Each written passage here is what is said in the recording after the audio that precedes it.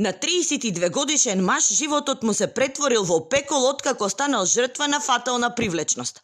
Маријанчо Миленовски од Облешево е приморан да живее со срамот што му го нанела, како што тврди неговата бивша девојка. Наводно поради невозвратена љубов, за да му се одмазди на социјалните мрежи од лажни профили. Суште неколкумина почнале да споделуваат лични податоци од неговиот пасош, но и семини фотографии со мајка му. Миленовски тврди дека јавно бил етикетиран како педофил и макро, па поради тоа останал и без работа. И психички многу тешко, затоа што и мојата фамилија веќе е растравожена, мајка ми е болна, јас веќе психички паднав, имам и лекарско уверение дека бев на психолог. И сето тоа, значи ги имат сите докази од МВР и никој ништо не презема. Значи праќат ми понуди за пријателство од разни други профили, ми се закануваат по мојот живот, дека ќе ме убијат, дека јас сум некој педофил или дека јас сум некој силувач или не знам што.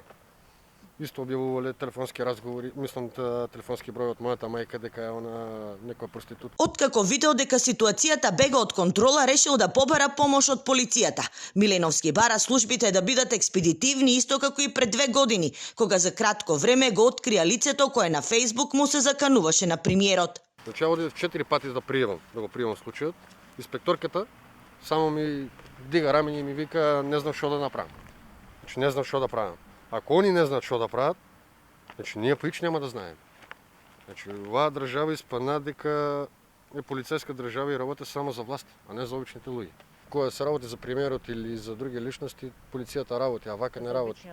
За обичниот народ не. Од полицијата потврдуваат дека случајот е пријавен во полиција и за настанот е запознат и јавен обвинител. По целосно комплетирање ќе биде поднесена и соодветна пријава против едно лице. Алфа стапи во контакти со жената за која Миленовски вели дека му го загорчила животот. Тврди дека не споделувала негови лични информации, туку дека тоа го правеле други луѓе. Во изминатиот период се докажа дека социјалните мрежи за неполни 24 часа можат животот да го претворат во вистински пекол. Таков е случајот и со жртвите од групата Јавна соба.